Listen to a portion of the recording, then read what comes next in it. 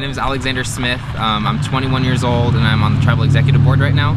I graduated from Phoenix, Arizona at Sandra Day O'Connor High School. And I bet you're kind of wondering how I got here from Phoenix, Arizona. So I was a city boy my entire life, and as long as I could remember, I've always wanted to help people. So I was actually going to go to school to be a pediatrician, but then I was asked to join a business club and I had to compete in entrepreneurship, and we won first place at regionals. And I learned what entrepreneurship was that morning. So I was really like, okay, I kind of have like a natural vibe for this. I kind of have this entrepreneurial spirit. I like business, but I like to help people. And so going throughout high school, I was like sophomore year, I was like, what can I do to help people that's also running a business? And then it just clicked in my head. I'm like, wait, I'm Native American. I've only been to Fort Peck about 3 times before I graduated high school. So sophomore year is when I really kind of started kicking into gear. I read our Constitution. I was eligible to run. I met all the criteria, and so I started preparing myself. I, instead of going to parties, I would go to the library and I would research like how to get, poverty-stricken areas out of that lifestyle, how to motivate people and to kind of stimulate and boost the economy. And I've met a lot of interesting people throughout that journey from sophomore year to senior year. And I think that's having that strong goal in my mind, knowing like when I graduate high school, this is what I'm going to do, this is going to be my career, and having that to move forward to is what kind of helped me develop as a person, not like intellectually, but like emotionally, and helped me move there, knowing that I have a clear path is where I'm trying to strive towards. But it helped me a lot. And I'm grateful that that clicked in my head sophomore year, because senior year, I'm just kind of chilling, I'm doing my classes. I have my personal research times. I know what I was doing, but all my friends, they had senioritis and they're like freaking out. They're like, what am I going to do after this? They're stressing out, and I'm like, I kind of already had my life planned out. So I'm grateful that I had my plan to back up on, and there were, my friends kind of supported me.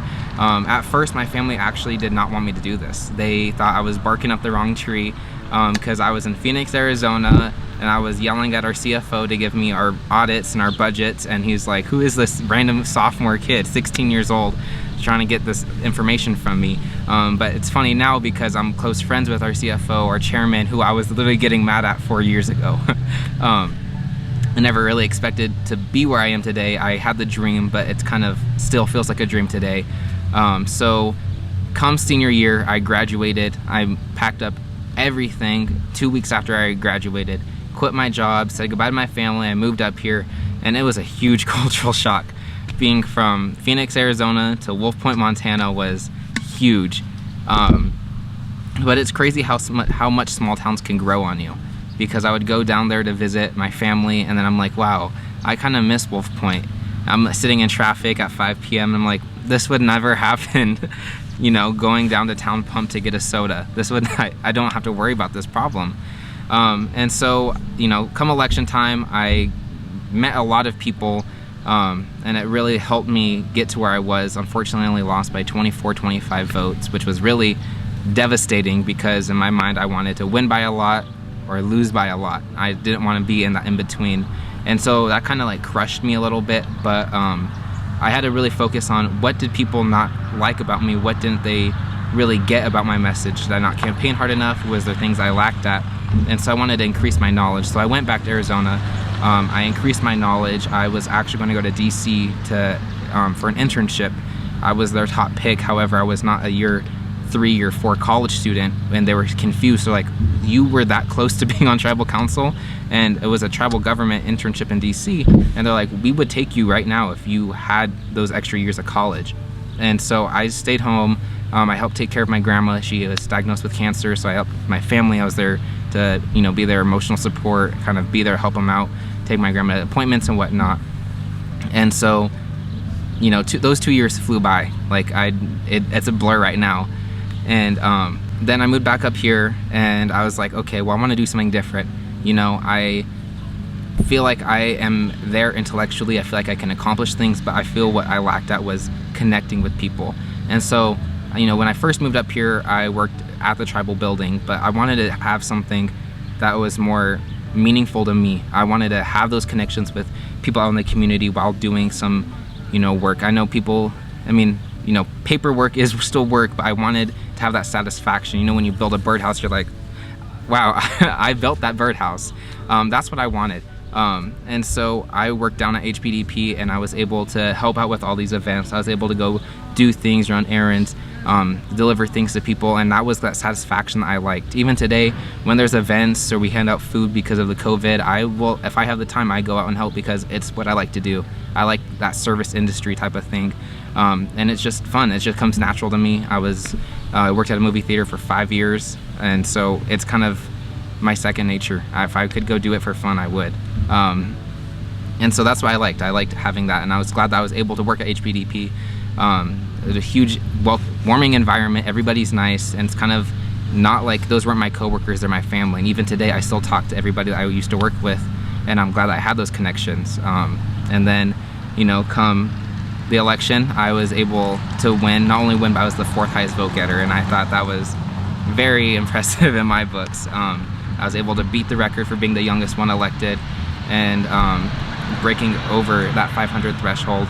I think I had 677 votes, and I was like, as soon as they were reading them from Fort Kipp this way, as soon as I got to Poplar, I heard 166, Poplar 2, I was like already trying not to cry. I'm like, everybody in this auditorium is reading, I was there reading the votes, and everyone would look at me. I'm like trying not to cry. I'm like not trying to be a big baby, but I cry when I'm happy.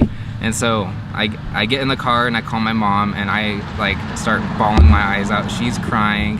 My whole family came up here, they're all crying, and I'm like, I couldn't, it was a dream, and I played it back in my head, and I get really emotional because I'm like, wow, this started off as a 16-year-old wanting to do something and apply change, and here I am today, 20 years old, actually able to start that. And however months it's been since I've been elected, I feel like our board has kind of done a lot. We're going towards a good path. We had a lot of things planned, but life likes to hit you with these curveballs, and then COVID came, and it really just kind of stopped everything. And so we really had to sit down and we had to think, what can we really do to help our community?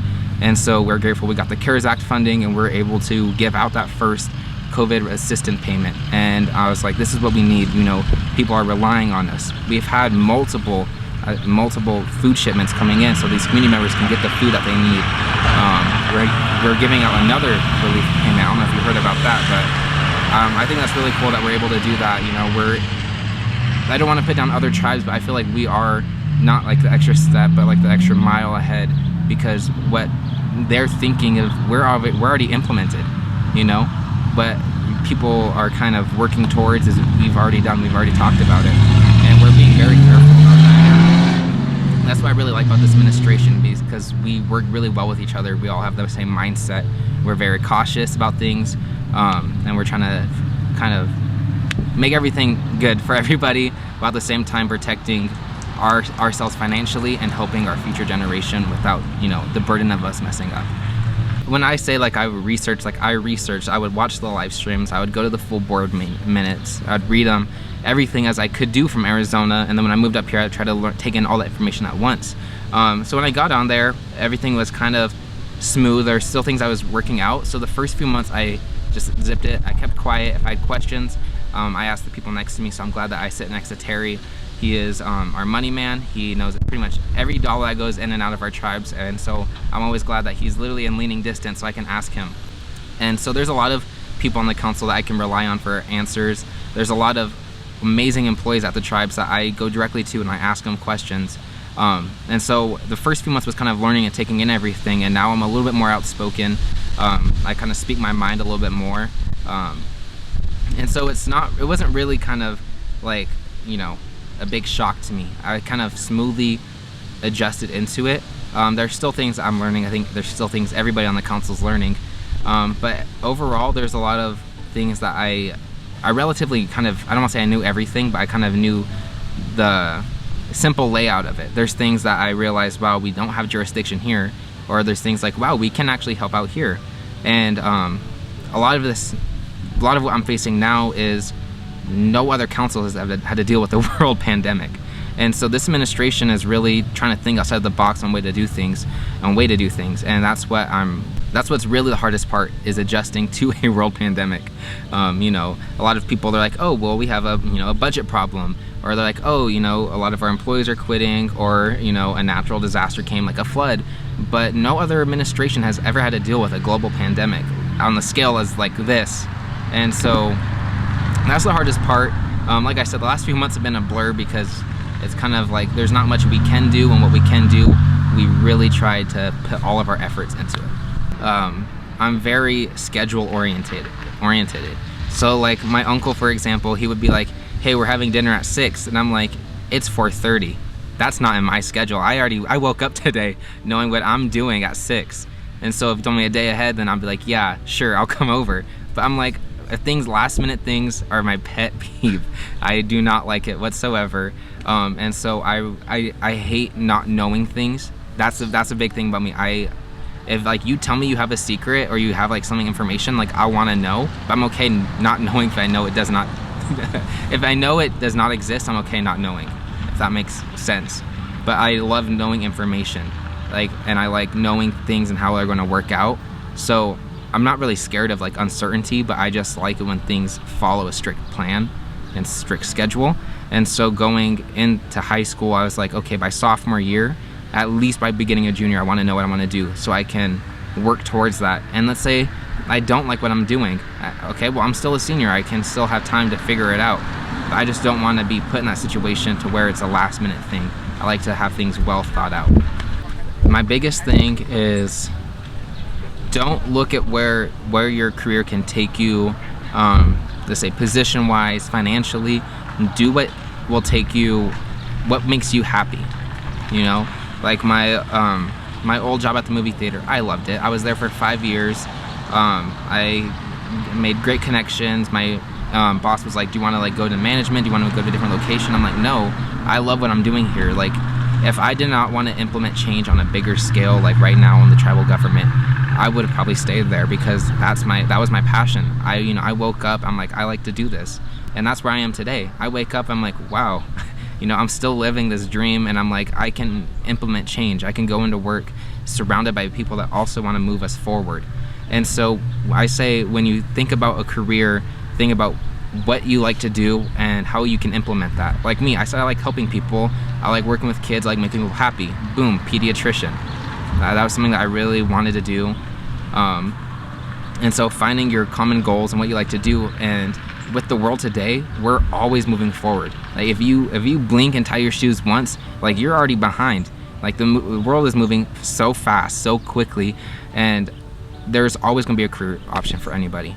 You like picking rocks, then you can, that's a career. You could find rocks, you can paint them, you can sell them. There's always something that you can do, and that's a big thing about me with entrepreneurial spirit is, if you have a hobby, you can make it into a business no matter what it is. And it's just having that passion. And if there's something that you kind of little like, then I would suggest find a way to be really passionate about it. And there's like things that I'm very passionate about, and I could argue about why they're the greatest thing on earth for hours and hours. And that's because I found that passion within those subjects.